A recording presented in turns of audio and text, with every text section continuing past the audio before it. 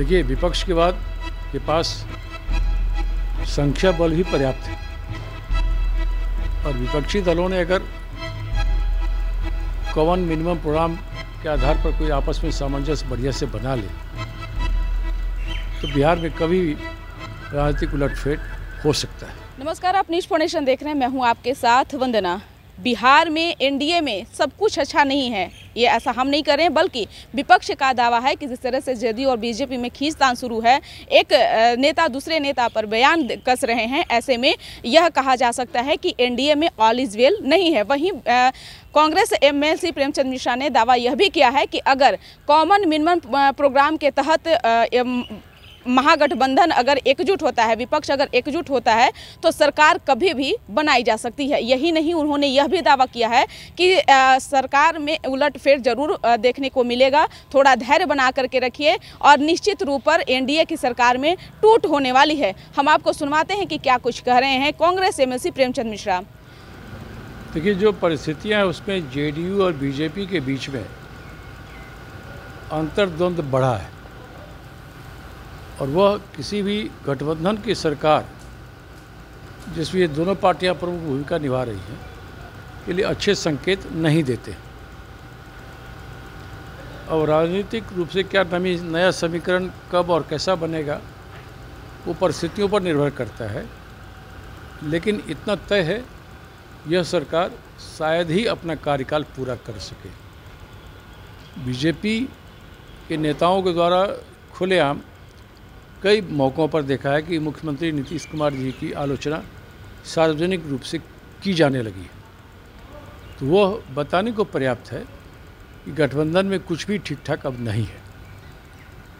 तो हो सकता है आने वाले समय में कुछ ऐसे घटनाक्रम हो जिसमें परिस्थितियां बिहार की राजनीतिक तौर पर बदले, नए समीकरण बने, उसकी संभावना से इनकार नहीं किया जा सकता।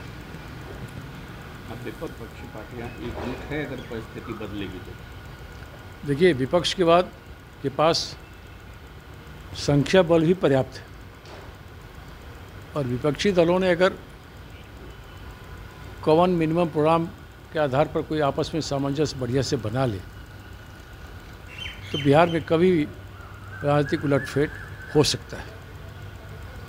फिलहाल से दावा कर रही थी कि बाढ़ को लेकर के हम लोगों ने नियंत्रण की काम किया है, कटाव नहीं होगा, लेकिन अभी सीमांचल की कई ऐसे जगह जहाँ पर स्कूल दह रहे हैं। 8 स्कूल कल भी दह गए, परसों एक स्कूल दहे, 22 स्कूल फिर नदी के कटाव में जाने वाले। हर साल बाढ़ से पहले इस तरह के बयान आते हैं। सरकार ने बाढ़ पूर्व की सभी रक्षात्मक तैयारी कर ली है, तटबंधों की सुरक्षा के इंतजाम कर लिए हैं, कटाव रोकने के इंतजाम कर लिए हैं, लेकिन जब समय आता है ये सारे दावे हवा हो जाती है। इस बार भी वही देखने को मिल रहा है कई जिलों से। तो मैं समझता हूँ सिंचाई मंत्री जी को इस संबंध में आवश्यक निर्देश मुख्यमंत्री जी को देना चाहिए। यह ऐसा मामला है जिसमें बयानबाजी की ज़रूरत नहीं है, ठोस काम धरातल पर करने की आवश्यकता है। मेरा स्पष्ट आरोप है वर्तमान सिंचाई मंत्री इस मामले में फेल साबित हो रहे हैं। उनका ज़्यादा ध्यान इस पर रहता है कि दरभंगा एयरपोर्ट पर कितने यात्री आए, कितने यात्री गए, कितना प्लेन का आना जाना शुरू हुआ, इस पर ज़्यादा ध्यान देती है। इस समय उनका बहुत बाइट आता रहता है। उनको कभी इस बारे में बोलते हुए नहीं देखा, ऐसी तैयारियों की समीक्षा करते नहीं देखा। जो बाढ़ पूर्व आवश्यक तैयारियाँ की जाती हैं वैसा उनको करते हुए नहीं देखा। तो मैं समझता हूँ सरकार के मंत्रियों को दायित्व का निर्धारण स्पष्ट रूप से होना चाहिए था कि आपके विभाग में जो काम है आप उस पर ध्यान दीजिए, लेकिन गैर जरूरी मुद्दों पर ज़्यादा ध्यान सरकार के मंत्री देते पाए जाते हैं। तो मैं समझता हूँ अभी भी समय हाथ से निकला नहीं है, बाढ़ की विभीषिका आनी बाकी है।